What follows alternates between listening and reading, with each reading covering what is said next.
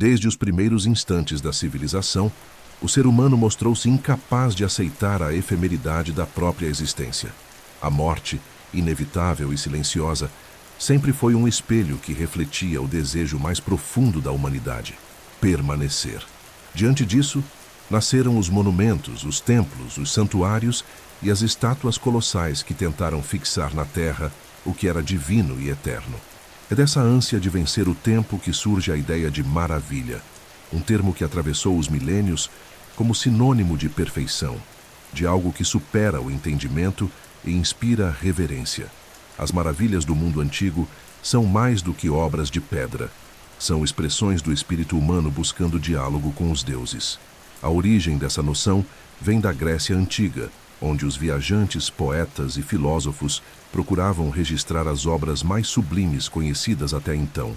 A palavra usada por eles era taumata, que significa coisas que causam admiração. O olhar grego, moldado por séculos de reflexão sobre beleza e proporção, via o mundo como um palco onde a harmonia cósmica se manifestava por meio da arte e da arquitetura. Cada monumento grandioso representava a presença divina na Terra, uma tentativa de materializar a ordem do universo através da forma. O ideal estético grego não era apenas visual, mas espiritual. Acreditava-se que o belo era um reflexo do verdadeiro. O conceito de maravilha, portanto, estava ligado à ideia de grandeza e imortalidade. Para os antigos, algo só se tornava maravilhoso quando desafiava os limites humanos. A pirâmide que tocava o céu, o templo que cintilava sob o sol do Mediterrâneo, o jardim que florescia em meio ao deserto, todos eram lembretes de que o homem podia transcender sua fragilidade. A beleza, nesse contexto, não era simples ornamentação. Era uma forma de perpetuação. O belo sobrevivia ao tempo, porque continha em si a marca da divindade. As primeiras listas de maravilhas surgiram entre os séculos 4 e 3 a.C., quando viajantes helenísticos começaram a explorar os domínios conquistados por Alexandre, o Grande. O mundo conhecido expandira-se, e, com ele, a curiosidade. Os gregos se maravilhavam com o Egito e sua sabedoria ancestral, com a Babilônia e sua engenhosidade hidráulica, com as cidades da Anatólia e seus templos deslumbrantes. Era uma época em que o saber viajava de navio e as histórias ganhavam contornos lendários ao cruzar fronteiras. Assim, nasceram os catálogos de glórias, listas que reuniam as obras mais impressionantes do mundo. Historiadores como Heródoto e escritores posteriores como Antípatro de Sidon e Filão de Bizâncio contribuíram para consolidar essas listas, embora nenhuma delas fosse idêntica. Ainda assim, 7 nomes se repetiam, 7 construções que representavam o auge da engenhosidade humana: a grande pirâmide de Gizé, os jardins suspensos da Babilônia, a estátua de Zeus em Olímpia, o templo de Ártemis em Éfeso, o mausoléu de Alicarnasso, o colosso de Rhodes e o farol de Alexandria. O número 7 não era casual.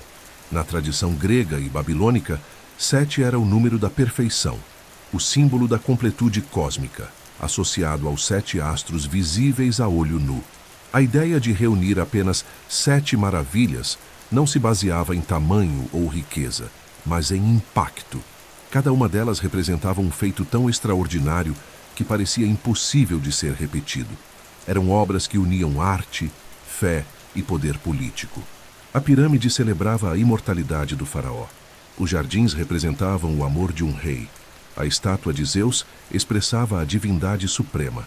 O templo de Ártemis exaltava o sagrado feminino. O mausoléu imortalizava a memória do amor e da morte.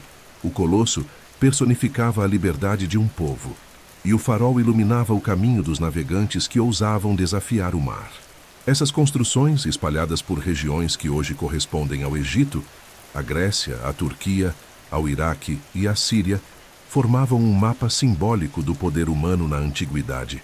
Cada uma era a síntese de uma cultura, um testemunho do que ela considerava divino e eterno.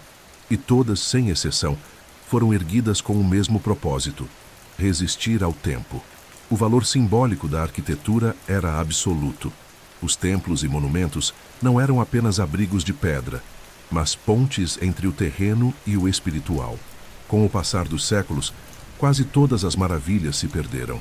Algumas foram destruídas por guerras e terremotos, outras foram engolidas pelo fogo ou pela indiferença. Mas, ainda que as pedras tenham desaparecido, o conceito sobreviveu. A noção de maravilha continua viva porque é, em essência, uma projeção do próprio ser humano. Criar o impossível é uma forma de desafiar a morte. E enquanto houver quem sonhe com o eterno, novas maravilhas continuarão a nascer. Antes que as 7 maravilhas ganhassem forma, o mundo antigo já pulsava como um vasto mosaico de povos, crenças e paisagens. O Mediterrâneo era o centro desse universo. Suas águas ligavam civilizações, transportavam ideias, metais preciosos, pergaminhos e histórias. Às margens do Nilo, do Eufrates e do Tigre, floresciam sociedades que, sem se conhecerem profundamente, partilhavam uma mesma ambição: deixar marcas eternas.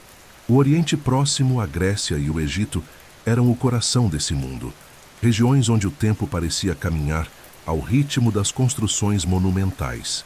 O Mediterrâneo, chamado de Mar entre Terras, era mais do que um corpo d'água, era um eixo cultural. Por ele navegavam egípcios, fenícios, gregos e persas, conectando o que hoje chamaríamos de África, Europa e Ásia. Os portos fervilhavam de vida, cheios de mercadores e viajantes que levavam não só bens, mas também símbolos, mitos e estilos arquitetônicos. O comércio marítimo se tornava uma forma de diálogo entre civilizações. As rotas comerciais eram pontes de conhecimento. Nelas, as técnicas de construção, as crenças religiosas e as visões do cosmos se misturavam, dando origem a algo maior do que qualquer cultura isolada poderia criar. No Egito, o deserto moldava a visão de eternidade. O Nilo, com suas cheias previsíveis, oferecia fertilidade e estabilidade. Os egípcios aprenderam cedo que o tempo era cíclico, como o curso do rio, e por isso desenvolveram uma espiritualidade baseada na permanência. Tudo o que construíam tinha como propósito durar para sempre. Suas pirâmides e templos eram orações em pedra, erguidas para a vida após a morte. A arquitetura egípcia falava do além. Era uma linguagem voltada para o invisível.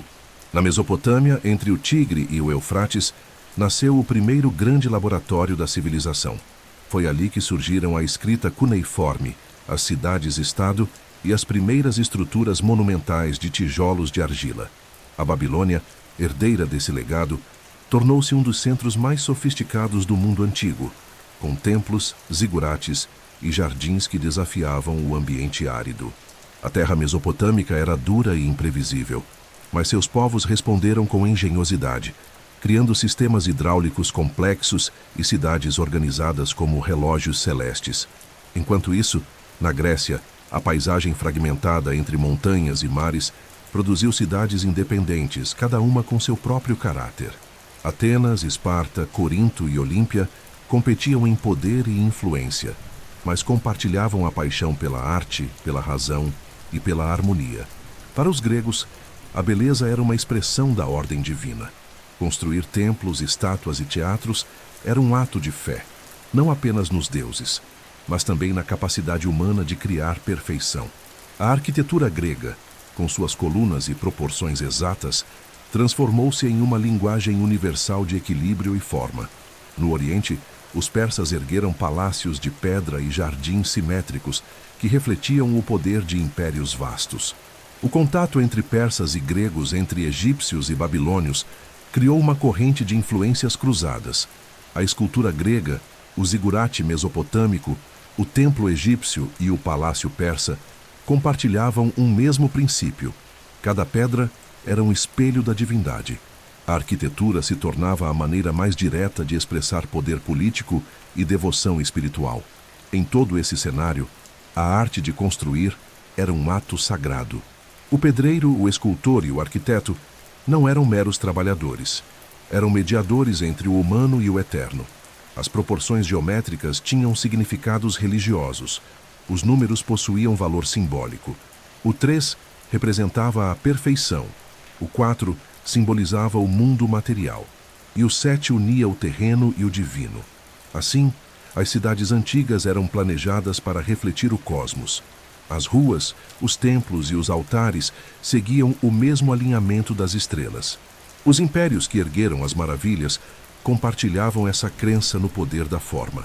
A arquitetura era propaganda e oração, ciência e magia. Um rei não apenas governava, ele se tornava imortal, por meio das pedras que mandava erguer. Na Babilônia, o nome de Nabucodonosor ecoava nas paredes de seus palácios.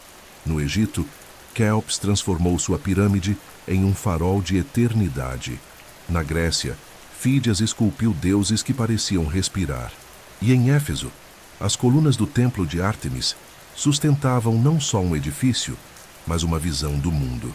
A importância da memória era tão vital quanto a construção em si. Historiadores, escribas e poetas foram os guardiões da eternidade. Eles transformaram pedra em palavra e palavra em lenda. Sem eles, as maravilhas teriam desaparecido por completo. O que conhecemos hoje das 7 maravilhas vem tanto do engenho dos construtores quanto da devoção dos cronistas. A civilização antiga entendeu que a imortalidade depende tanto de quem ergue quanto de quem recorda. O mundo antigo foi, em sua essência, um grande palco onde povos competiam não apenas por poder, mas por significado. O Mediterrâneo, o Oriente Próximo e o Egito formaram um cinturão de cultura que definiu a base do pensamento humano. Suas cidades, templos e monumentos tornaram-se as colunas sobre as quais se ergueria toda a história posterior. Dali nasceria o desejo de maravilhar-se, o impulso de criar algo que sobreviva ao esquecimento. E é justamente desse impulso que surgem as 7 maravilhas do mundo antigo.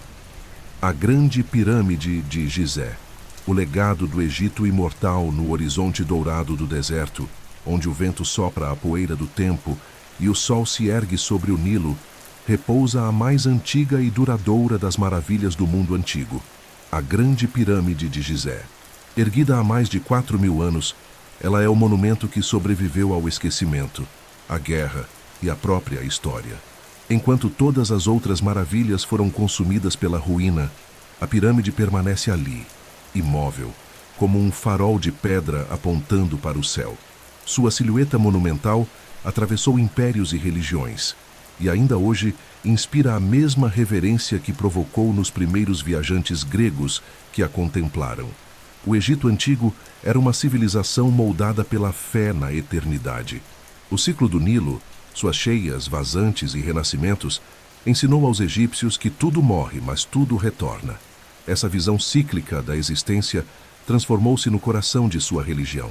A morte não era um fim, mas uma travessia, e os faraós, considerados filhos do Deus Sol, precisavam de um corpo físico que servisse como ponte entre os dois mundos. A pirâmide, portanto, não foi concebida como um túmulo comum, mas como um instrumento sagrado, uma escada de pedra que conduzia o rei ao firmamento. A Grande Pirâmide foi construída durante o reinado de Quéops, por volta do ano de 2600 a.C., na época do Antigo Império. Segundo registros, ela fazia parte de um vasto complexo funerário que incluía templos, rampas, pirâmides menores e barcas solares, embarcações destinadas a transportar a alma do faraó pelo céu. Acredita-se que mais de 100.000 homens trabalharam durante décadas na obra, seguindo um plano que unia matemática, astronomia e fé. Cada bloco de calcário podia pesar entre 2 e 15 toneladas, e mesmo assim foram assentados com precisão impressionante, de modo que as juntas entre as pedras mal permitem a passagem de uma lâmina fina. A técnica de construção da pirâmide ainda é objeto de debate. Alguns estudiosos acreditam que enormes rampas de terra e pedra foram erguidas ao redor da estrutura, permitindo o transporte gradual dos blocos até o topo. Outros defendem a hipótese de rampas internas, escavadas dentro da pirâmide durante o próprio processo de construção. Seja qual for a verdade, o resultado permanece como um feito quase sobre-humano. Mesmo com toda a tecnologia moderna, a precisão e a simetria dessa estrutura continuam a desafiar a compreensão dos engenheiros. A pirâmide original media cerca de 146 metros de altura, sendo por quase 4.000 anos a construção mais alta já feita pelo homem. Sua base, com mais de 230 metros de cada lado, forma um quadrado perfeito, orientado com rigor astronômico. Os 4 lados apontam para os pontos cardeais, com um erro de apenas uma fração de grau, um feito que demonstra um conhecimento sofisticado do movimento das estrelas e do eixo da Terra. Essa orientação não era estética, era sagrada. Os egípcios acreditavam que a alma do faraó ascenderia pela Via Láctea, guiada pela constelação de Órion, associada ao deus Osíris, senhor da vida e da morte. No interior da pirâmide, corredores estreitos e câmaras misteriosas compõem um labirinto simbólico. A chamada Câmara do Rei abriga um sarcófago de granito vermelho, colocado com tamanha exatidão que seria impossível retirá-lo sem desmontar as paredes. Acima dela, pequenas câmaras de alívio distribuem o peso das toneladas de pedra, uma solução arquitetônica de genialidade técnica. A pirâmide também contém a chamada Câmara da Rainha e o Grande Corredor Ascendente, cuja função ainda desperta teorias. Alguns acreditam que esses espaços tinham propósitos rituais. Outros veem neles representações do caminho espiritual que a alma deveria percorrer para unir-se aos deuses. Durante o período faraônico, a pirâmide era coberta por blocos de calcário branco polido que refletiam a luz do sol. Vista de longe, parecia feita de ouro. O topo, provavelmente revestido por uma pedra dourada chamada piramidion, brilhava como um raio divino. À medida que o sol atravessava o céu, sua luz dançava nas superfícies lisas e a pirâmide transformava-se em uma colossal oferenda luminosa ao deus Ra. À noite, sob o silêncio do deserto, o monumento reluzia sob as estrelas como se devolvesse à escuridão o fogo do dia. O simbolismo dessa construção ultrapassa a engenharia. Para os egípcios, cada dimensão, cada ângulo, cada bloco tinha um propósito espiritual. A forma triangular representava o caminho da ascensão, unindo a terra ao céu. A base quadrada simbolizava o mundo material, enquanto o vértice apontava para o reino divino. A pirâmide era o universo em miniatura, a fusão da ordem cósmica com a fé humana. Ao morrer, o faraó não era apenas sepultado, ele era renascido como uma estrela eterna no firmamento. Ao longo dos séculos, a pirâmide sobreviveu a invasões, saques e ao próprio desmoronar das civilizações. Os gregos a consideraram uma das maiores realizações da história. Heródoto, ao visitá-la, descreveu-a com espanto, e seu relato perpetuou a lenda da perfeição egípcia. Já na Idade Média, viajantes árabes e europeus tentaram decifrar seus segredos, acreditando que ali estivessem escondidos tesouros ou conhecimentos místicos. Porém, o verdadeiro tesouro da pirâmide nunca foi material. Ele está em sua permanência. Hoje, a Grande Pirâmide de Gizé é a única das 7 maravilhas do mundo antigo ainda de pé. Ela resistiu ao deserto, à erosão e ao esquecimento. Mesmo que parte de seu revestimento tenha sido retirada para erguer mesquitas e fortalezas no Cairo, sua estrutura essencial continua intacta. De todas as mensagens deixadas pela antiguidade, nenhuma é tão clara quanto a da pirâmide. A busca humana por eternidade pode ser feita de pedra. Ao contemplá-la, é impossível não sentir o peso do tempo e a presença de algo que ultrapassa o humano. Ela é o silêncio condensado da história, um lembrete de que tudo o que o homem constrói por fé, por sonho ou por poder, pode atravessar milênios. As outras maravilhas ruíram, mas a pirâmide permanece, não apenas como monumento, mas como testemunho daquilo que o espírito humano é capaz de erguer quando decide conversar com o infinito. Os jardins suspensos da Babilônia, o paraíso perdido da Mesopotâmia. Entre todas as maravilhas do mundo antigo, nenhuma é tão cercada de mistério quanto os jardins suspensos da Babilônia. Eles são a fronteira entre o mito e a história, entre o que existiu e o que o homem sonhou. Nenhum vestígio físico foi encontrado, e mesmo assim, a imagem desses jardins sobreviveu por mais de 2 milênios, como um eco de beleza que o tempo não conseguiu apagar. A ideia de um paraíso verde erguido sobre as pedras do deserto é tão poderosa que ultrapassou o campo da arqueologia e entrou para o imaginário universal, como símbolo da perfeição e do amor. A origem desse mito remonta à Mesopotâmia, a terra entre os rios Tigre e Eufrates, onde nasceram as primeiras cidades, as primeiras leis e os primeiros templos monumentais. A Babilônia, fundada há quase 5.000 anos, tornou-se o coração pulsante dessa região. Sob o reinado de Nabucodonosor II, entre os anos de 605 e 562 a.C., a cidade atingiu um esplendor sem precedentes. Cercada por muralhas colossais, adornada por portais de cerâmica azul e esculturas douradas de touros e dragões, Babilônia era descrita pelos viajantes gregos como um reflexo do próprio céu na terra. Segundo a tradição, os jardins suspensos foram erguidos por Nabucodonosor como presente para sua esposa, Amitis da Média. Ela viera de uma região montanhosa, coberta por florestas e vales verdes, e sentia profunda saudade de sua terra natal. Para confortá-la, o rei ordenou que seus engenheiros fizessem o impossível: criar montanhas vivas no coração do deserto.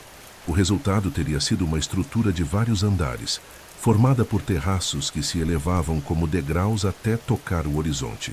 Cada nível abrigava árvores, flores e riachos artificiais que corriam entre colunas de pedra, enquanto pássaros e perfumes exóticos enchiam o ar. O desafio mais extraordinário dos jardins era a água. Manter um oásis suspenso em uma região árida exigia uma engenharia que parecia sobrenatural. Os relatos antigos mencionam um sistema de roldanas, correntes e parafusos que traziam a água do rio Eufrates até o topo da estrutura, irrigando todos os andares. Alguns historiadores acreditam que essa técnica antecedeu as invenções hidráulicas de Arquimedes e foi um dos maiores feitos de engenharia da antiguidade. A combinação de pedras esculpidas e vegetação viva formava uma paisagem que os gregos chamariam de tauma, ou maravilha, algo que existia para ser contemplado em silêncio. Contudo, a ausência de ruínas concretas sempre despertou dúvidas. Nenhum registro babilônico encontrado até hoje menciona explicitamente os jardins suspensos. Essa ausência intriga os estudiosos, pois Nabucodonosor era conhecido por registrar suas obras em inscrições de pedra. O silêncio das tábuas cuneiformes abriu espaço para hipóteses. Uma das mais aceitas hoje propõe que os jardins podem ter existido, mas não em Babilônia, e sim em Nínive, capital do Império Assírio, mais ao norte. Essa teoria nasceu das pesquisas da arqueóloga britânica Stephanie Dalley, que identificou descrições semelhantes de jardins artificiais atribuídos ao rei Senaqueribe, que reinou 1 século antes de Nabucodonosor. De acordo com essa visão, os jardins suspensos seriam, na verdade, os jardins de Nínive, um complexo exuberante construído com o mesmo propósito: trazer vida e frescor às terras áridas da Mesopotâmia. Senaqueribe teria criado um sistema hidráulico revolucionário, com aquedutos, canais e rodas de água, descritos em detalhes em inscrições escavadas nas ruínas de sua capital. Essa descoberta reacendeu o debate sobre a verdadeira localização da maravilha e mostrou que, independentemente de onde estiveram, os jardins representavam o ápice da harmonia entre natureza e engenharia. Os autores gregos, como Estrabão, Diodoro da Sicília e Filão de Bizâncio, descrevem os jardins com encantamento. Dizem que era possível caminhar sob sombras densas, ouvir o som da água correndo e sentir o perfume de flores vindas de terras distantes. Árvores frutíferas cresciam lado a lado com palmeiras e vinhas, formando uma tapeçaria viva de cores e aromas. Os terraços eram sustentados por abóbadas e colunas de pedra, e os corredores subterrâneos, feitos de tijolos cozidos e betume, impediam que a umidade destruísse as fundações. A imagem era de um paraíso artificial, um triunfo humano sobre a aridez da terra. Mesmo sem provas materiais, o fascínio dos jardins nunca desapareceu. Eles foram descritos e redescritos por séculos, servindo de metáfora para a fusão entre amor e poder. A ideia de Nabucodonosor erguendo montanhas para consolar sua esposa transformou-se em símbolo da devoção que move impérios. A história se misturou à lenda, e a lenda tornou-se mais forte que qualquer ruína. Babilônia, já cercada de mitos, passou a representar a própria essência do esplendor passageiro. Um reino de ouro, glória e sonho, condenado a desaparecer, mas impossível de ser esquecido.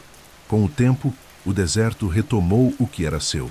As muralhas da Babilônia se desfizeram em pó, os rios mudaram de curso, e os jardins, reais ou imaginários, foram engolidos pela areia e pela memória. Mas a imagem permaneceu, gravada nas palavras e na imaginação dos que vieram depois. Ainda hoje, quando alguém fala em um jardim suspenso, evoca a ideia de algo impossível, de um milagre construído contra todas as forças da natureza. Mais do que um monumento, os jardins suspensos representam um ideal, o desejo humano de domesticar o deserto, de transformar o árido em fértil, o silêncio em canto e o vazio em beleza. A maravilha não está apenas nas flores que talvez tenham existido, mas na própria capacidade do homem de sonhar com elas. E mesmo que nunca saibamos onde floresceram, os jardins da Babilônia continuam vivos, não sob a terra, mas dentro da mente, onde nenhuma ruína é capaz de desmoronar. A estátua de Zeus em Olímpia, a majestade dos deuses gregos. No coração da Grécia Antiga, cercada por montanhas e oliveiras, erguia-se a cidade sagrada de Olímpia, um local onde o tempo parecia deter-se para que homens e deuses pudessem encontrar-se. Foi ali, no grande santuário dedicado a Zeus, o pai dos deuses e senhor dos céus, que nasceu uma das mais impressionantes obras de arte da antiguidade, a estátua de Zeus, criação do mestre escultor Fídias. Essa imagem colossal não era apenas uma representação divina. Era, segundo os gregos, a própria presença do Deus materializada diante dos olhos humanos. O santuário de Olímpia era o centro espiritual da Grécia. A cada 4 anos, durante os Jogos Pan-Helênicos, milhares de pessoas de todas as cidades-estados atravessavam montanhas e mares para homenagear Zeus com competições atléticas, oferendas e rituais. O templo, construído por volta do ano de 460 a.C., simbolizava a unidade da Hélade, uma Grécia que, embora dividida por rivalidades políticas, encontrava ali o seu ponto de comunhão. Era um templo dórico, sólido e equilibrado, feito de mármore branco e proporções perfeitas, destinado a abrigar algo tão grandioso que nenhum mortal deveria esquecer. Fídias, considerado o maior escultor de sua época, já havia alcançado fama ao criar as estátuas de Atena que adornavam a Acrópole de Atenas. Em Olímpia, ele recebeu a missão de dar forma a Zeus e aceitou o desafio com devoção quase religiosa. Sua oficina ficava próxima ao templo, e, segundo relatos, o artista purificava-se todos os dias antes de iniciar o trabalho, consciente de que estava moldando a imagem de um deus. A estátua foi concluída por volta do ano de 430 a.C. e media cerca de 12 metros de altura, ocupando todo o interior do templo. Zeus estava sentado em um trono majestoso, com o olhar sereno e o semblante imperturbável de quem governa o universo. Seu corpo era feito de marfim, polido até brilhar como pele viva, enquanto suas vestes, cabelos e atributos eram cobertos de ouro. Na mão direita, ele segurava uma pequena figura da deusa Nice, símbolo da vitória. Na esquerda, um cetro adornado com uma águia, o animal sagrado que representava o domínio dos céus. O trono, igualmente monumental, era uma obra de arte por si só. Decorado com marfim, ébano, pedras preciosas e esculturas em relevo, representava cenas míticas, deuses, ninfas e guerreiros que pareciam mover-se sob a luz das tochas. O chão do templo era de mármore negro, e diante da estátua havia um pequeno espelho de bronze polido que refletia sua imagem, multiplicando o brilho do ouro e o fulgor da luz das chamas. Quando o visitante entrava no santuário, a impressão era de estar diante do próprio Olimpo. Os gregos diziam que quem não havia visto a estátua de Zeus jamais compreenderia o que era a verdadeira beleza. A sensação de estar diante dela era descrita como arrebatadora. O historiador Estrabão relatou que muitos peregrinos sentiam as pernas enfraquecerem ao olhar o deus. Outros choravam em silêncio, incapazes de suportar a emoção. O templo não era apenas um lugar de adoração, era um portal. A arte de Fídias transformava o invisível em visível, o espiritual em concreto. Durante séculos, a estátua foi o centro da vida religiosa da Grécia. Reis, atletas e viajantes vinham oferecer coroas de louros e sacrifícios em sua honra. Quando o imperador romano Adriano visitou o templo, disse ter sentido que Zeus o observava. Era comum acreditar que o deus se manifestava através do olhar da estátua, que os olhos feitos de pedras preciosas podiam ver e julgar os mortais. Mas, com o passar do tempo, o culto aos antigos deuses começou a enfraquecer. O mundo grego foi absorvido pelo Império Romano, e o cristianismo lentamente tomou o lugar das antigas crenças. O templo foi fechado e a estátua desmontada e levada para Constantinopla. Ali permaneceu por séculos, até desaparecer nas chamas de um incêndio por volta do século V de nossa era. Nenhum fragmento dela foi preservado, e apenas pequenas descrições e moedas antigas testemunham sua existência. Mesmo assim, o impacto cultural da estátua de Zeus ultrapassou seu desaparecimento físico. Fídias não criou apenas uma imagem divina. Ele moldou a própria ideia de majestade. Sua obra influenciou todas as representações posteriores de autoridade, poder e serenidade, desde os imperadores romanos até as figuras religiosas do Renascimento. A serenidade de Zeus, sentado, calmo, mas imensamente poderoso, tornou-se o modelo visual do equilíbrio entre força e sabedoria. Hoje, ao pensar nas 7 maravilhas, a estátua de Zeus permanece como o símbolo máximo da arte grega. Não porque tenha sobrevivido, mas porque condensou em si a essência do espírito helênico, a crença de que o homem, ao criar, aproxima-se dos deuses. Fídias acreditava que a beleza podia ser uma forma de oração, e sua estátua, mesmo perdida no tempo, continua sendo o eco dessa oração. O templo de Olímpia ruiria, as colunas seriam consumidas pelo tempo e o ouro seria saqueado. Mas a imagem de Zeus, sentado em seu trono, olhando com calma sobre o mundo, ainda vive na memória humana. Ela representa o ponto em que o mito, a arte e a fé se fundem em um só instante de eternidade. E mesmo que o mármore e o marfim tenham se transformado em pó, o brilho de sua presença jamais se apagou. O Templo de Ártemis em Éfeso, a obra das mulheres e dos deuses no litoral da Anatólia, onde o mar toca suavemente as planícies férteis e o vento carrega o perfume das oliveiras, erguia-se uma das mais esplêndidas maravilhas do mundo antigo, o Templo de Ártemis em Éfeso. Nenhuma outra construção da antiguidade combinou com tanta perfeição a arte, a fé e a grandiosidade. Dedicado à deusa da caça, da fertilidade e da lua, o templo era mais do que um santuário. Era um universo inteiro moldado em mármore, onde o poder feminino e o sagrado se encontravam em harmonia absoluta. Éfeso era uma cidade vibrante, próspera e profundamente espiritual. Localizada na costa ocidental da Ásia Menor, foi um dos grandes centros culturais e comerciais do mundo helenístico. Navios chegavam de toda parte, trazendo mercadores, peregrinos e artistas que enchiam as ruas de vida. No coração dessa cidade pulsante, o templo se erguia como um farol de fé e beleza. Sua imponência dominava a paisagem, visível a quilômetros de distância. E ao cair da tarde, o mármore branco refletia os tons dourados do sol, criando a impressão de que o próprio céu se curvava diante da deusa. A primeira versão do templo foi construída por volta do ano de 800 a.C., mas a estrutura, que entrou para a história como uma das 7 maravilhas, foi a terceira reconstrução, concluída por volta de 350 a.C. Ela foi financiada por reis, sacerdotisas e comerciantes, e projetada por arquitetos gregos que usaram o mármore mais puro disponível na região. O resultado era uma obra monumental, com 127 colunas de 18 metros de altura, distribuídas ao redor de uma plataforma que parecia flutuar sobre o solo. Cada coluna era esculpida com detalhes minuciosos, representando ninfas, deuses e criaturas da natureza.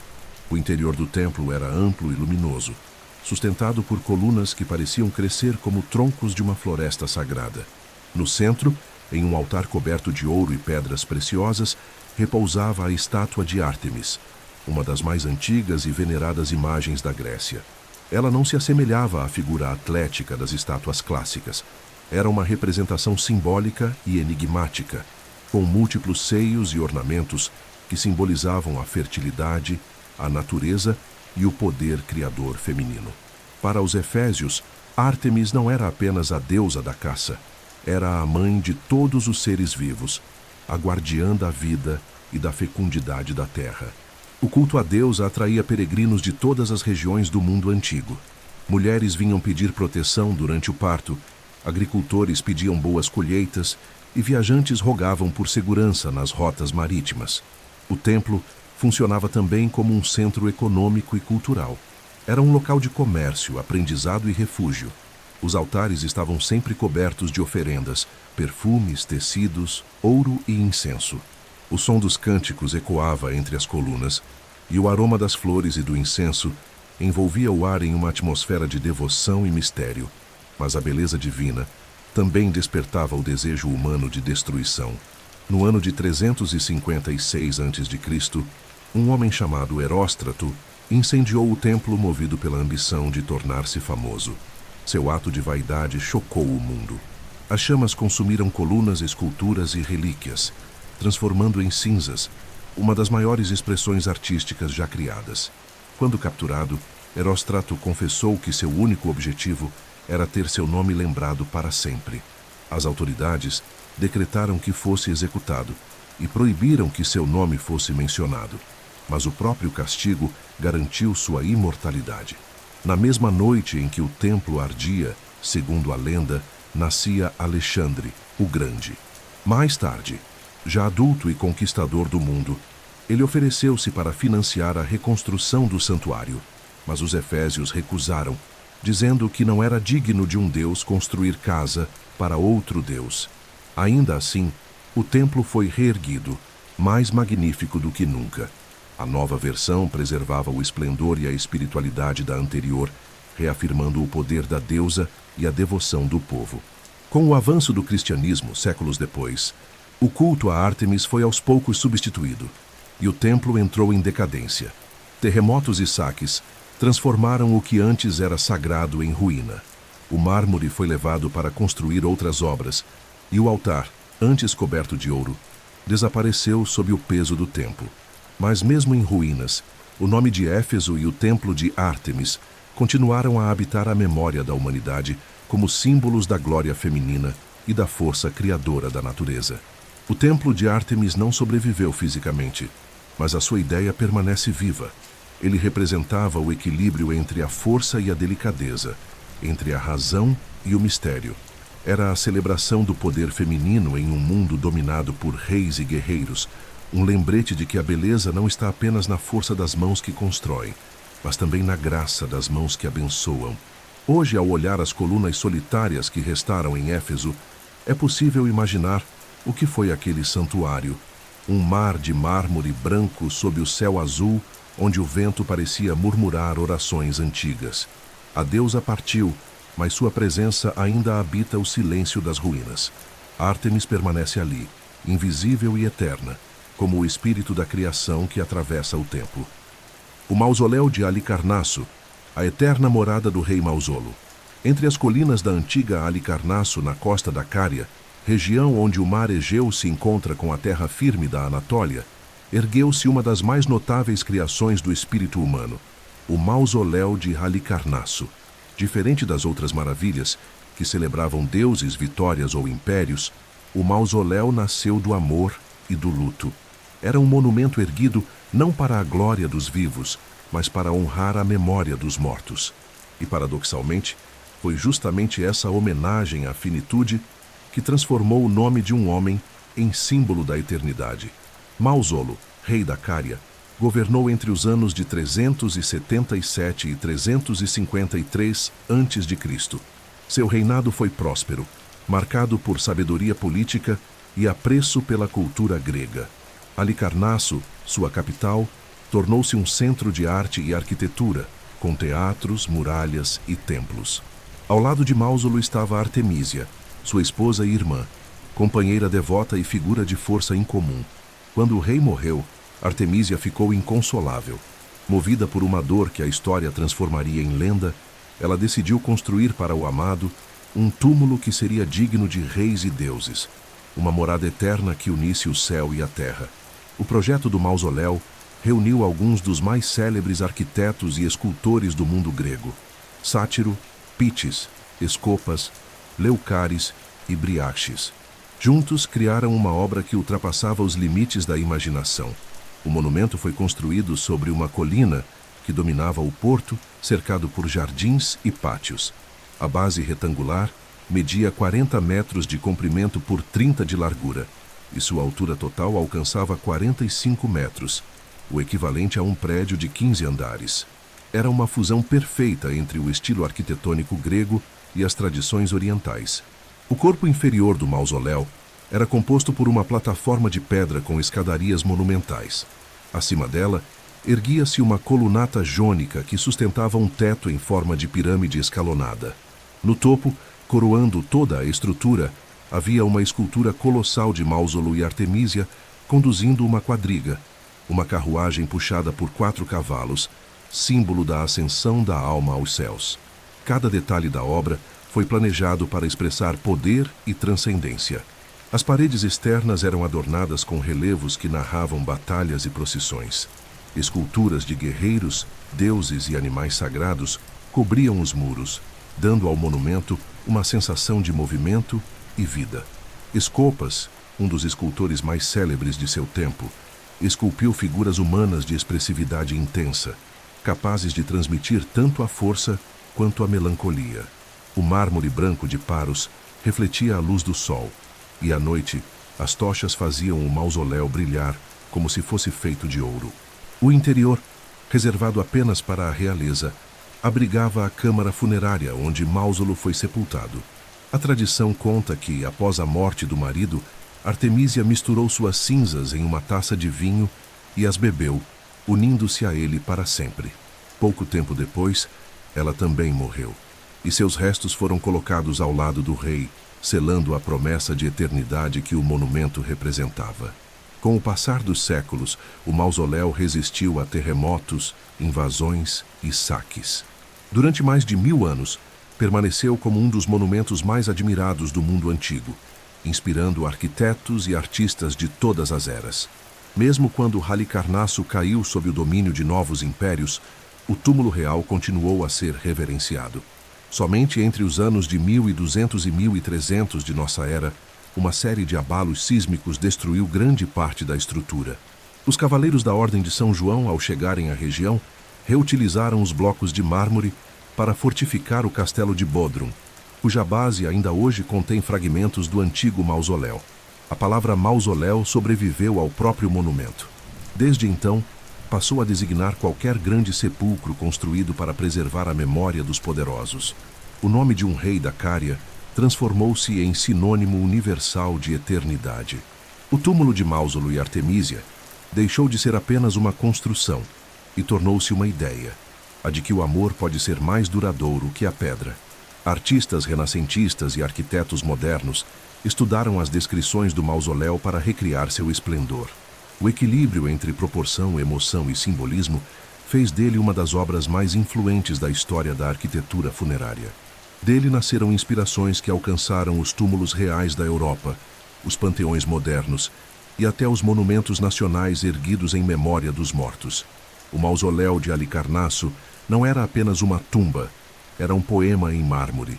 Representava o poder do amor diante da morte, a tentativa humana de transformar a perda em permanência. Artemísia não quis apenas guardar o corpo do marido, quis eternizar o sentimento que os unia. E conseguiu. Mesmo que o monumento tenha sido destruído, sua história atravessou os séculos como uma das mais belas manifestações do vínculo entre devoção e arte. Hoje, as ruínas silenciosas de Halicarnasso continuam ali, cobertas de grama e envoltas pelo vento do mar.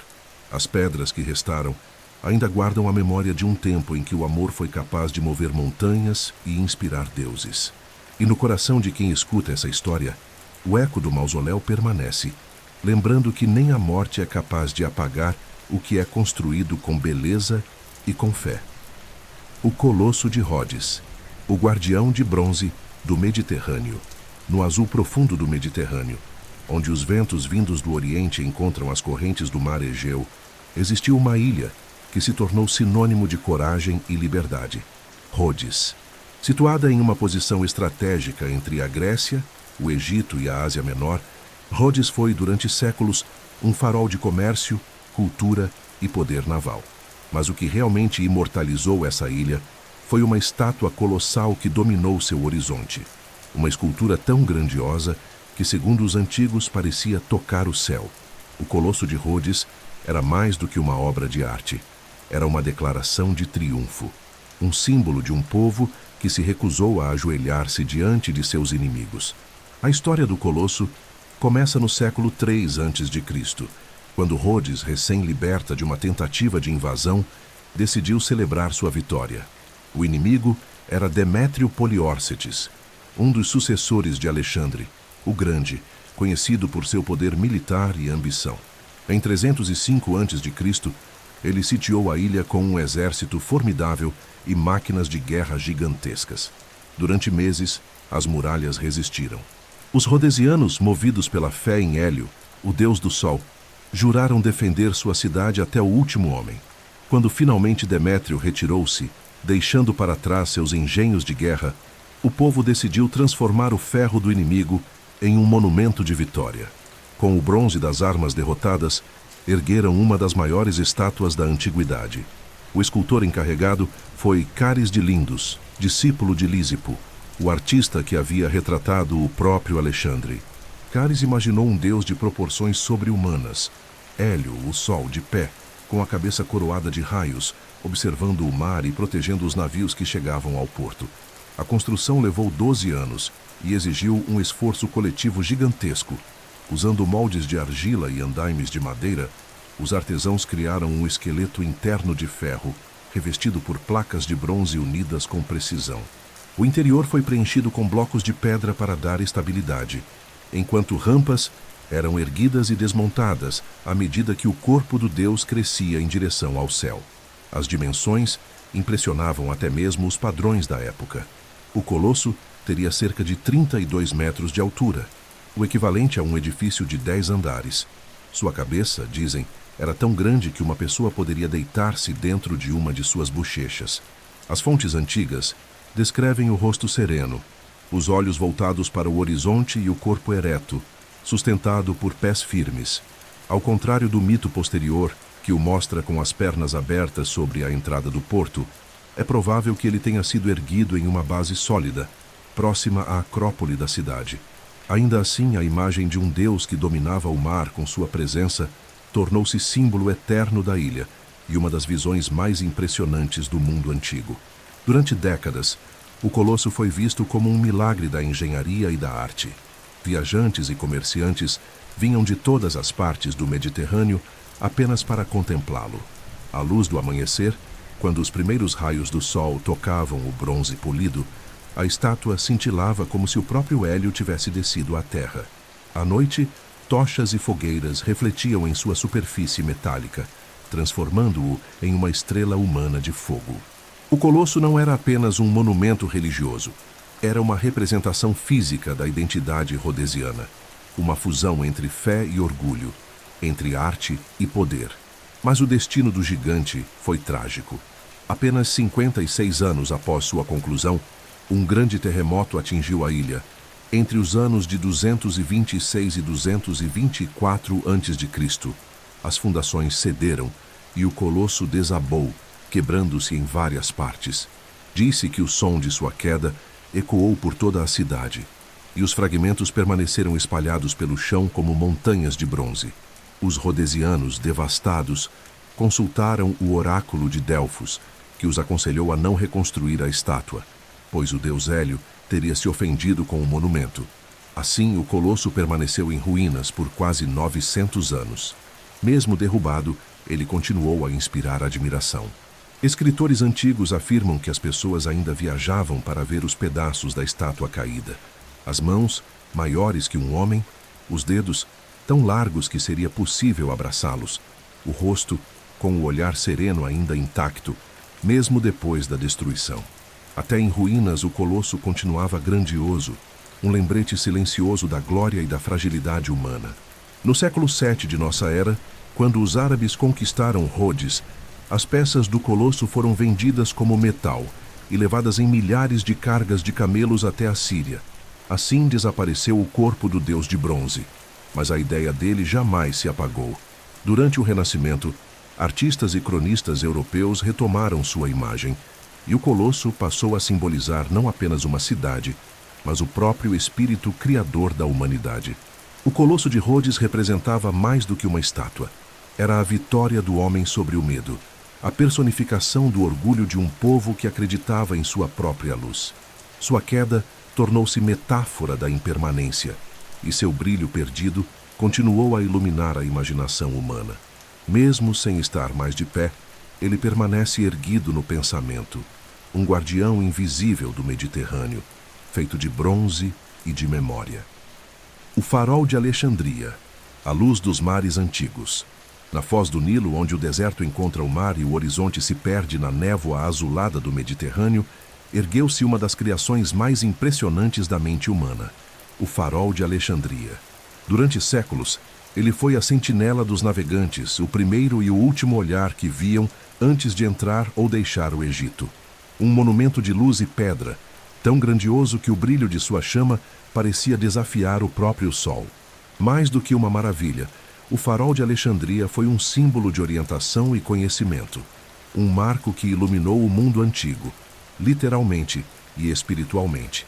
A história do farol começa com Alexandre, o Grande. Após conquistar o Egito, ele fundou em 331 a.C. uma nova cidade que levaria seu nome, Alexandria. O local foi escolhido com cuidado, uma península entre o lago Mariotes e o mar Mediterrâneo, próxima à ilha de Faros, cuja posição natural facilitava o controle do comércio marítimo. Com o tempo, a cidade tornou-se o maior porto do mundo antigo, um centro de cultura, ciência e poder. Ali nasceram a famosa Biblioteca de Alexandria, o museu, as escolas de filosofia e astronomia e, por fim, o monumento que guiaria marinheiros por gerações, o farol. A construção foi ordenada durante o reinado de Ptolemeu I e concluída sob Ptolemeu II, por volta do ano de 280 a.C. O arquiteto responsável foi Sóstrato de Cnido, cujo nome, segundo a tradição, foi gravado em segredo na pedra, sob uma dedicatória oficial ao rei. Quando o reboco se desgastou com o tempo, a inscrição verdadeira apareceu, revelando que o Criador desejava que sua obra fosse lembrada por todos, não apenas pelos poderosos. O farol erguia-se sobre a ilha de Faros, dando nome à própria estrutura. Tanto que desde então a palavra farol, em diversas línguas, deriva desse nome. A construção tinha aproximadamente 120 metros de altura, divididos em 3 níveis distintos. A base quadrada e sólida era feita de blocos de pedra calcária e abrigava alojamentos, rampas e escadarias internas. O segundo nível, octogonal, estreitava-se em direção ao topo e servia de plataforma para os observadores. O terceiro nível, circular, sustentava a cúpula e a chama. No topo, uma enorme estátua de bronze, provavelmente representando Zeus ou Poseidon, olhava para o horizonte, como se guardasse a entrada da cidade. A chama do farol era alimentada por madeira e óleo, mantida acesa dia e noite. Durante o dia, espelhos polidos de bronze refletiam a luz solar a grandes distâncias. À noite, o fogo ardia continuamente, projetando seu brilho por dezenas de quilômetros mar adentro. Os navegantes diziam que, em noites claras, era possível ver o farol a mais de 50 quilômetros da costa. Essa combinação de fogo e metal fazia do farol de Alexandria uma das mais avançadas obras de engenharia óptica de sua época. Mas sua função ia além da navegação. O farol também representava o triunfo do conhecimento sobre a escuridão. Alexandria era o farol do saber, e sua torre era a metáfora perfeita dessa vocação. Enquanto a biblioteca reunia o pensamento do mundo, o farol guiava os que cruzavam os mares. Juntos, eles formavam o corpo e o espírito de uma cidade que acreditava na luz, a luz da razão, da ciência e da descoberta. Por séculos, o farol resistiu às intempéries e às mudanças do mundo. Serviu de guia a comerciantes gregos, exploradores romanos e marinheiros árabes. Tornou-se referência para todos os portos do Mediterrâneo e inspirou incontáveis construções posteriores. Contudo, o tempo implacável começou a cobrar seu preço. Entre os anos de 1200 e 1300 de nossa era, uma série de terremotos devastou a região. O farol sofreu danos sucessivos até desmoronar parcialmente. Suas ruínas permaneceram por séculos, visíveis como lembrança do esplendor perdido de Alexandria. No século XIV, os restos do farol foram usados na construção da fortaleza do sultão Qaitbay, que ainda hoje se ergue sobre o mesmo local, como uma sombra da antiga maravilha. Mas o espírito do farol nunca se apagou. Em 2000, mergulhadores descobriram sob as águas do porto centenas de blocos de pedra, colunas e esculturas submersas, fragmentos do antigo monumento. As imagens revelaram a grandiosidade de sua base e confirmaram o que os relatos antigos diziam. O farol não era apenas uma torre, mas uma montanha construída pela inteligência humana. Durante mais de 1.600 anos, ele foi a mais alta estrutura feita pelo homem depois das pirâmides do Egito. Serviu de modelo para todos os faróis posteriores, desde os portos romanos até os modernos sistemas de navegação. Seu nome tornou-se sinônimo de orientação e esperança. E embora sua luz tenha se extinguido há muito tempo, o legado do farol de Alexandria continua a brilhar como símbolo do poder da mente humana de vencer a escuridão. Ele foi, ao mesmo tempo, guia e metáfora, uma chama física que mostrava o caminho aos navegantes e uma luz simbólica que lembrava ao mundo que o conhecimento é a maior das maravilhas. Em seu reflexo, a humanidade aprendeu que cada civilização deixa seu brilho e que o verdadeiro farol não é o fogo, mas a busca incessante pela compreensão e pela verdade. Por trás de cada pedra, de cada coluna e de cada escultura que compunha as 7 maravilhas do mundo antigo, existia uma inteligência invisível, a ciência. Antes mesmo que a palavra engenheiro existisse, o homem já dominava princípios de matemática, física e astronomia. O que chamamos de arte e fé era muitas vezes resultado de cálculos meticulosos, de observações astronômicas e de uma compreensão profunda das leis naturais. As maravilhas não foram erguidas por inspiração divina, mas pela soma de raciocínio, técnica e uma audácia que desafiava os limites humanos. A matemática foi o alicerce invisível dessas obras. No Egito, os sacerdotes e arquitetos desenvolveram proporções sagradas baseadas na observação do céu. A pirâmide de Gizé, por exemplo, reflete um conhecimento geométrico avançado.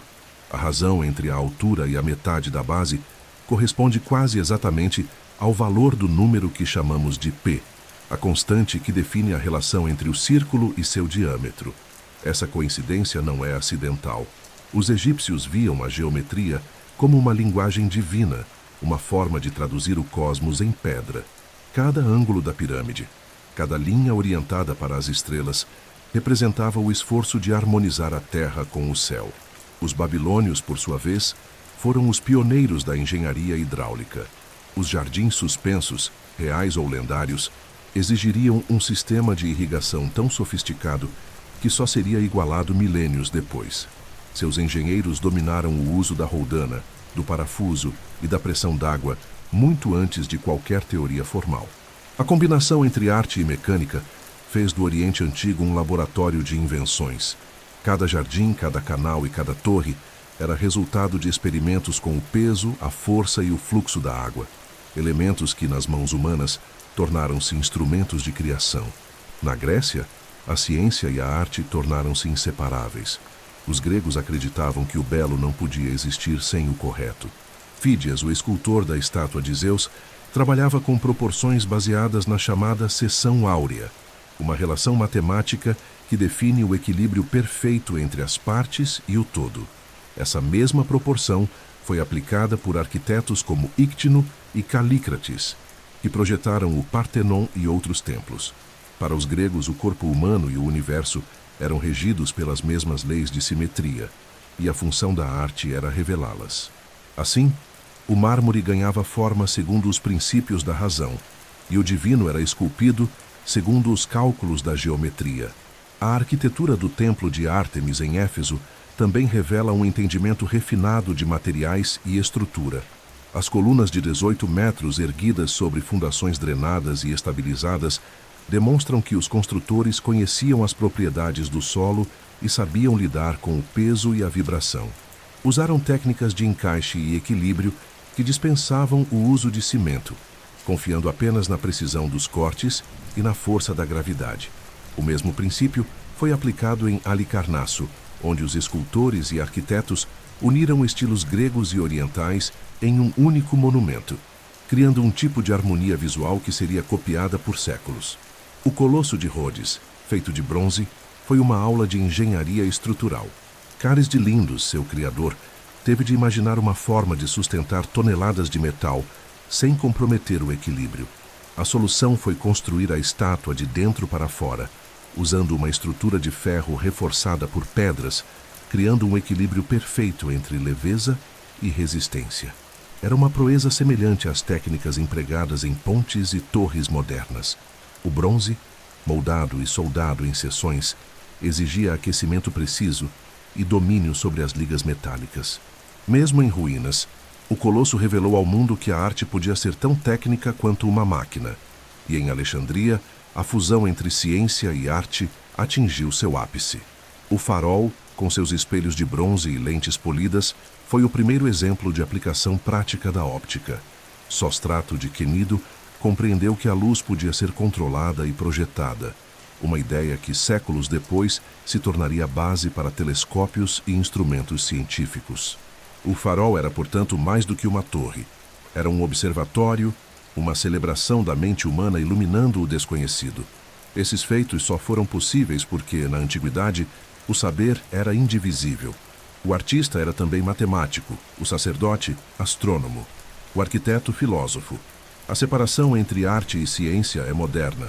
Os antigos viam ambas como faces da mesma busca pela ordem e pela beleza. Construir uma maravilha era um ato religioso e científico ao mesmo tempo. As pedras obedeciam às leis da física, mas suas formas seguiam as leis do espírito. Com o passar dos séculos, muito do conhecimento técnico que ergueu as maravilhas se perdeu, mas sua influência permaneceu.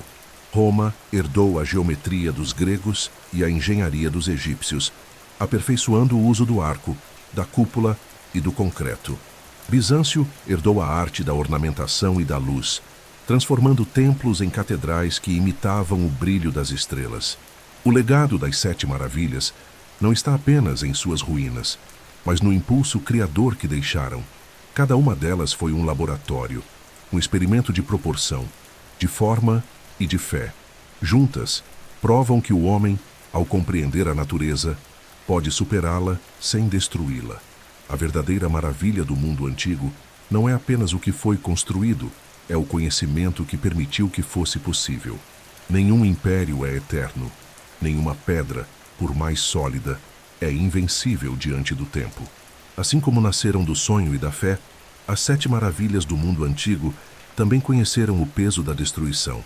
O que um dia simbolizou o triunfo da humanidade acabou cedendo ao avanço das guerras, à fúria dos elementos e à lenta erosão do esquecimento. O fim das maravilhas não foi apenas o fim de monumentos, foi o crepúsculo de uma era em que o homem acreditava poder conversar com os deuses através da arquitetura. O primeiro golpe veio do próprio tempo. A natureza, indiferente à glória humana, começou a cobrar o preço das pedras. A terra tremeu, o mar avançou, o fogo desceu. Os terremotos, que os antigos viam como sinais da ira divina, destruíram o que séculos de trabalho haviam erguido.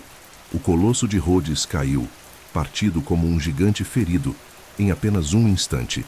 O farol de Alexandria, que durante gerações guiara os navegantes, desmoronou sob o abalo das placas do Mediterrâneo. O mausoléu de Halicarnasso foi abalado por tremores sucessivos até que suas colunas se transformaram em escombros. O tempo, invisível e paciente, triunfou sobre o metal, o mármore e o bronze. Outras maravilhas sucumbiram à ação humana.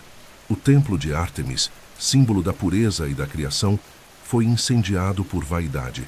Heróstrato buscou a fama através da destruição. e seu ato revelou o lado sombrio da alma humana, o desejo de ser lembrado, mesmo pela ruína. Mais tarde, o templo seria reconstruído apenas para ser devastado novamente pelas guerras e pelo fanatismo religioso. Quando o cristianismo se expandiu, muitos templos pagãos foram demolidos, suas pedras reutilizadas para erguer igrejas. As imagens dos antigos deuses foram derretidas e as oferendas transformadas em moedas. A fé mudou de forma, e com ela, o destino das maravilhas. A estátua de Zeus, símbolo máximo da arte grega, encontrou seu fim nas chamas.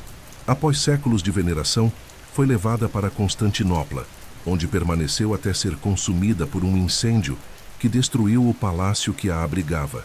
A ironia é amarga. O fogo que antes iluminava o ouro da estátua tornou-se o fogo que a extinguiu. Assim, a obra que representava a serenidade divina desapareceu no caos das chamas humanas. Os jardins suspensos, envoltos em mistério desde a origem, não resistiram ao avanço dos impérios. Babilônia foi saqueada, suas muralhas destruídas e seus rios desviados. A areia do deserto cobriu as ruínas e a memória dos jardins tornou-se poeira entre as páginas do tempo. Os relatos que restaram são fragmentos de uma lembrança distante, uma sombra de algo que talvez tenha existido apenas na imaginação dos poetas. Somente a grande pirâmide de Gizé resistiu. Erguida milênios antes das demais, ela permaneceu imóvel, como se observasse silenciosamente o desmoronar do mundo ao seu redor. Enquanto templos, estátuas e palácios caíam, a pirâmide continuava de pé, testemunha solitária daquilo que o homem pode alcançar quando decide dialogar com a eternidade. O declínio das maravilhas coincidiu com a transformação do mundo antigo. O Mediterrâneo, que antes fora um mar de deuses e filósofos, tornou-se palco de conquistas e conflitos. Os impérios helenísticos cederam espaço a Roma, e Roma, com o tempo, rendeu-se ao cristianismo. A nova fé trouxe uma nova visão do sagrado. O que antes se expressava na forma e na matéria passou a residir no espírito. O mármore perdeu seu poder de eternidade. O invisível tornou-se mais importante que o visível. Com a queda do Império Romano e o início da Idade Média, o conhecimento que sustentava as maravilhas se dispersou. A geometria, a engenharia e a astronomia, antes unidas na construção dos templos e estátuas, foram substituídas pela devoção e pela superstição. Durante séculos, o mundo esqueceu os segredos que haviam permitido criar o impossível. As pedras foram cobertas pelo silêncio e os deuses substituídos por santos e mártires. Mas mesmo enquanto as ruínas se acumulavam, o espírito das maravilhas não desapareceu por completo. Monges, viajantes e cronistas preservaram seus nomes em manuscritos, copiando com paciência os relatos dos antigos. Esses textos atravessaram séculos e se tornaram o elo entre o passado e o presente.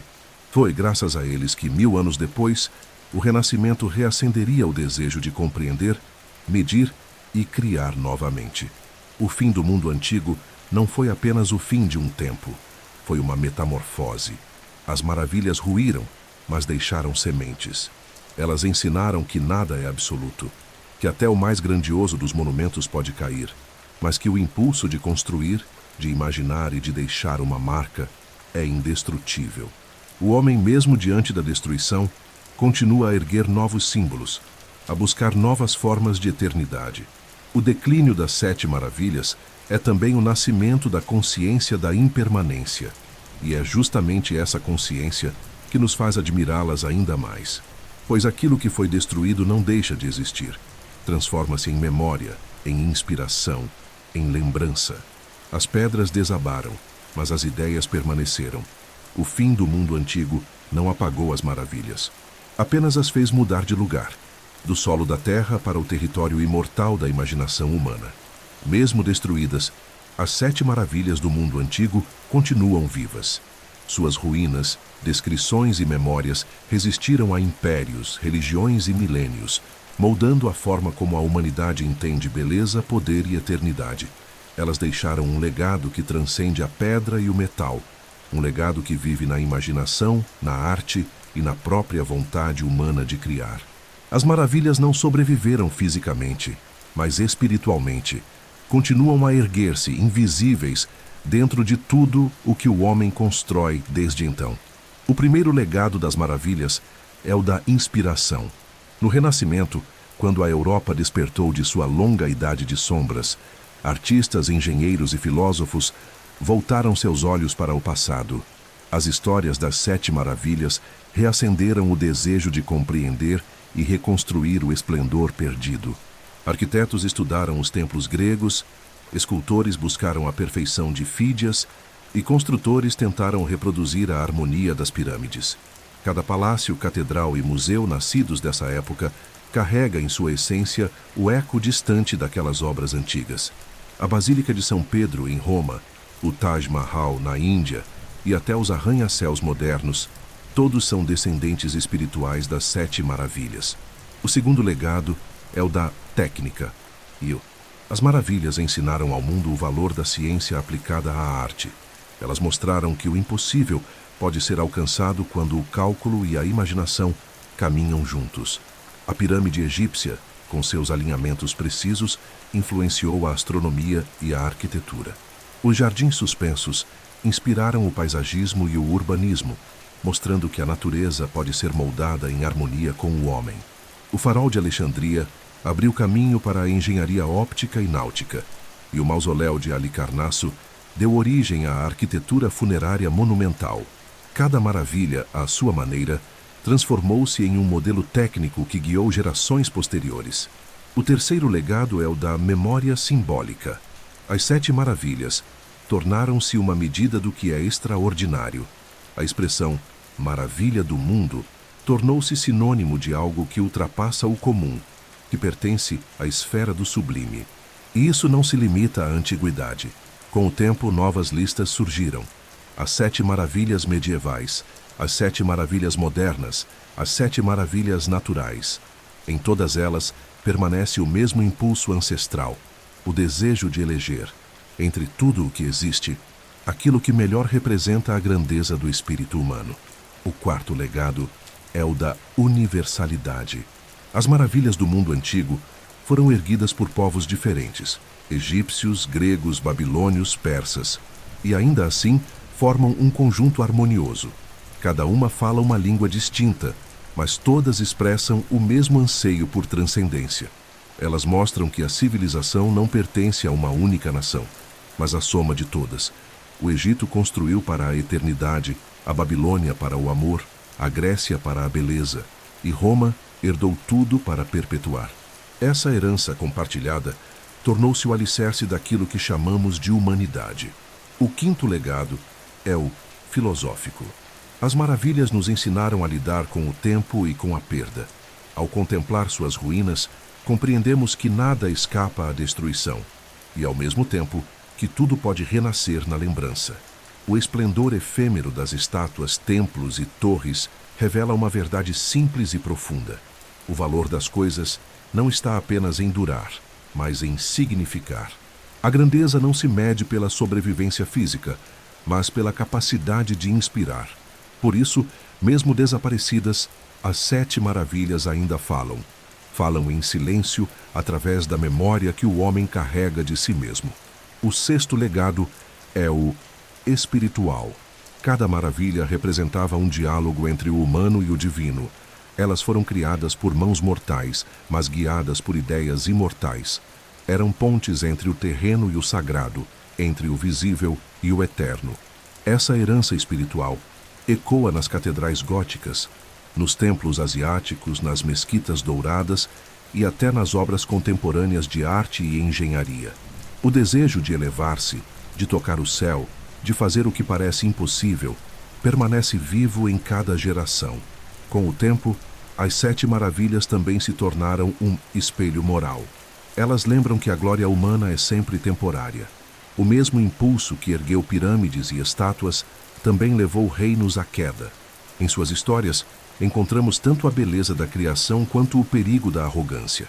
Os reis que mandaram construir maravilhas buscavam a eternidade, mas poucos compreenderam que a verdadeira imortalidade não está nas pedras, e sim nas ideias que as inspiraram. Hoje, quando falamos em novas maravilhas, continuamos a repetir o gesto dos antigos gregos: eleger, admirar, registrar. Mas, de certa forma, nunca superamos as originais. Nenhuma lista moderna tem o mesmo poder simbólico da antiga, porque aquelas 7 obras nasceram em um tempo em que o homem ainda acreditava que o sagrado podia ser medido em colunas e blocos de pedra. Foram erguidas em um mundo em que fé e razão, arte e ciência eram uma coisa só. O verdadeiro legado das 7 maravilhas, portanto, é o espírito criador. Elas nos recordam que o ser humano é o único ser capaz de transformar o efêmero em eterno, que mesmo diante da destruição, ele continua a imaginar, a desenhar, a construir, e que, enquanto houver quem sonhe com o impossível, sempre haverá novas maravilhas, algumas de pedra, outras de luz, e muitas apenas de pensamento. O legado das 7 maravilhas não termina nas ruínas antigas. Ele continua em cada cidade moderna, em cada obra de arte, em cada descoberta científica, porque o desejo de deixar um rastro de beleza e significado é tão antigo quanto a própria humanidade. As 7 maravilhas foram a primeira declaração coletiva de que o homem não aceita o esquecimento. E é por isso que, mesmo destruídas, elas nunca desapareceram. Desde o início dos tempos, o homem ergueu pedras contra o esquecimento. Cada monumento, cada templo, cada escultura foi uma tentativa silenciosa de dialogar com o infinito, de dizer à eternidade: eu estive aqui. Nas 7 maravilhas do mundo antigo, nasceram desse impulso universal, dessa necessidade de deixar uma marca que o tempo não pudesse apagar. E mesmo que quase todas tenham sido reduzidas a pó, o propósito que as criou continua vivo. O verdadeiro mistério das maravilhas não está nas suas ruínas, mas naquilo que as motivou, o desejo humano de permanecer. O que une todas as maravilhas é a busca pela imortalidade. O faraó, Quéops, acreditava que sua pirâmide seria a escada para o céu. Nabucodonosor mandou recriar o paraíso para consolar o coração da mulher amada. Fídias quis dar forma ao divino e, em mármore e ouro, esculpiu o semblante sereno de Zeus. Artemísia, em Alicarnasso, construiu um túmulo que desafiava a morte.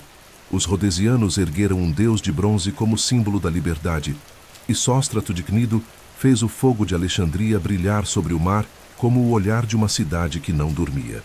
Cada uma dessas criações nasceu da mesma centelha, o anseio por transcender a fragilidade humana.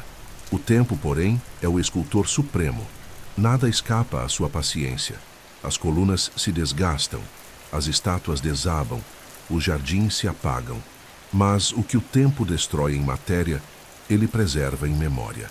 As 7 maravilhas continuam a viver não nas pedras, mas na mente e na imaginação de todos que as sonharam e sonham até hoje. O homem que contempla uma ruína, o artista que desenha uma catedral, o engenheiro que ergue uma torre de aço, todos continuam a mesma conversa iniciada há milênios entre o homem e o eterno. Há algo de profundamente humano nesse impulso de construir o impossível. Mesmo sabendo que tudo é finito, continuamos a erguer templos, pontes e sonhos. A arte, a ciência e a fé são maneiras diferentes de alcançar o mesmo objetivo: resistir ao esquecimento. O verdadeiro legado das 7 maravilhas é nos lembrar que cada geração tem suas próprias obras grandiosas e que cada uma delas, no fundo, é uma tentativa de vencer o silêncio que vem depois da morte. O homem sempre procurou se entender através daquilo que constrói. Por isso, as maravilhas antigas não pertencem apenas à antiguidade. Elas são espelhos de nós mesmos. Quando olhamos para as ruínas do templo de Ártemis, vemos o reflexo da beleza que buscamos. Quando observamos as pedras da pirâmide, reconhecemos o peso dos nossos próprios sonhos.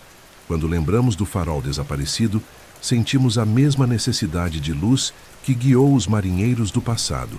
O que mudou não é o desejo, é apenas o tempo em que vivemos. As maravilhas ruíram, mas a vontade de criar permanece indestrutível.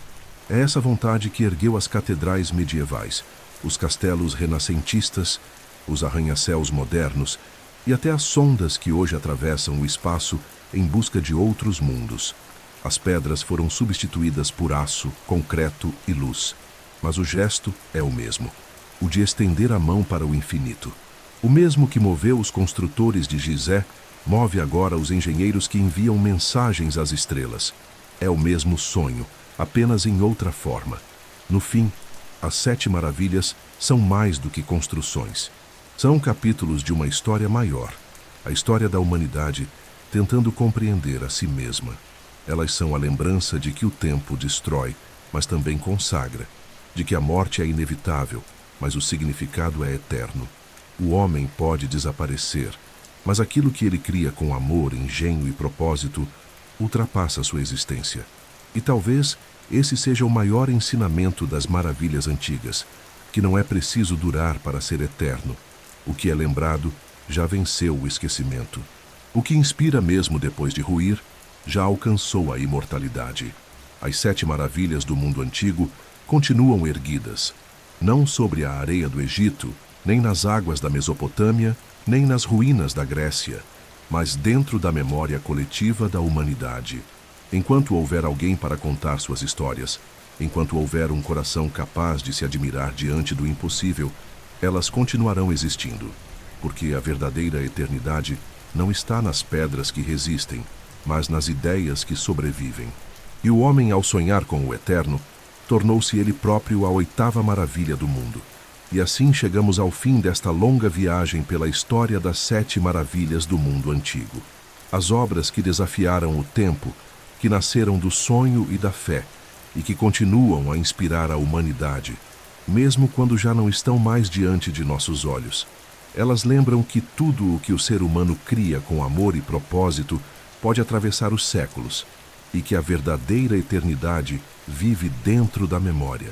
Agora feche os olhos por um instante e imagine qual dessas maravilhas você gostaria de visitar. Se pudesse voltar no tempo, você caminharia entre as pedras da pirâmide sob o sol do Egito? Ou preferiria ouvir o som da água nos jardins suspensos da Babilônia? Talvez contemplar o brilho do farol de Alexandria iluminando o mar noturno. Escreve aqui nos comentários de onde você está assistindo ou ouvindo este vídeo. Quero saber até onde essa história chegou. Qual parte do mundo hoje se conecta a esse passado distante? Comente também qual das 7 maravilhas do mundo antigo você mais gostou de conhecer. Deixe também o seu like, porque ele ajuda muito o canal a continuar crescendo. E se ainda não é inscrito, inscreva-se agora e ative o sininho. Assim você não perde os próximos episódios e pode continuar viajando comigo por entre civilizações, séculos e memórias. Te desejo um ótimo descanso e espero no próximo vídeo.